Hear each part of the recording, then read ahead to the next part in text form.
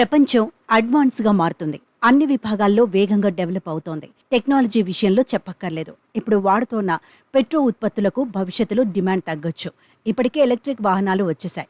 Saudi అరేబియాలో petrol నిల్వలు కూడా తగ్గిపోతున్నాయి. దీంతో గ్రీన్ ఎనర్జీపై సౌదీ అరేబియా దృష్టి సారించి గ్లోబల్ హబ్ పర్యాటక ప్రదేశంగా తీర్చిదిద్దాలని సంకల్పించింది. దీనికోసం నియోమ్ అనే స్మార్ట్ సిటీకి అంకురార్పణ చేయగా సౌదీ యువరాజు మహమ్మద్ బిన్ సల్మాన్ దీనిని అత్యంత ప్రతిష్టాత్మకంగా తీసుకున్నారు.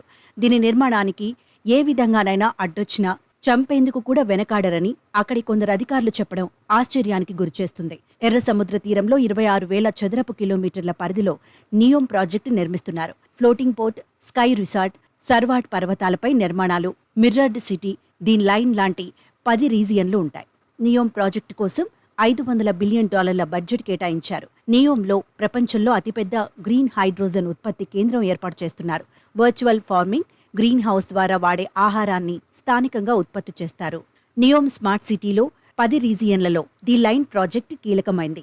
ఈ ప్రాజెక్టు కోసం భూసేకరణ అవసరం కాగా దానికోసం 3 గ్రామాలను ఖాళీ చేసేందుకు సౌదీ బలగాలు తీవ్రంగా ప్రయత్నించాయి.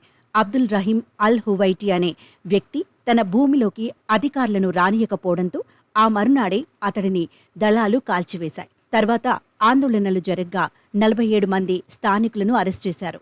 5గురికి ఉరిశిక్ష కూడా విధించారు. హువైటీ అంత్యక్రియల్లో పాల్గొన్న వారిని పదుల సంఖ్యలో అరెస్ట్ చేశారు. నియోమ్ ప్రాజెక్టు కోసం జరిగిన ఘటనలను గతంలో పనిచేసిన కర్నల్ ఎలెంజీ బయటపెట్టారు. జరిగిన విషయాలను ఓ వార్తా సంస్థకు పూసగుచ్చినట్లు వివరించారు. అతడి ప్రాణాలకు ప్రమాదమని భావించి అతను ప్రస్తుతం లండన్లో తలదాచుకుంటున్నారు.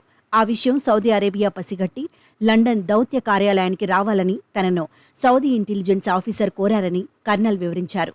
అందుకు తాను నిరాకరించారని వివరించారు. అరబ్ దేశం సౌదీ అరేబియా తన భవిష్యత్ అవసరాలకు అనుగుణంగా మారుతుందని, ఈ క్రమంలో అడ్డొచ్చిన వారిని అంతమొందిస్తోంది. 4 ఏళ్ల క్రితం జరిగిన దారుణాల గురించి ఓ అధికారి నోరు మెదపడంతో ప్రపంచానికి తెలిసింది.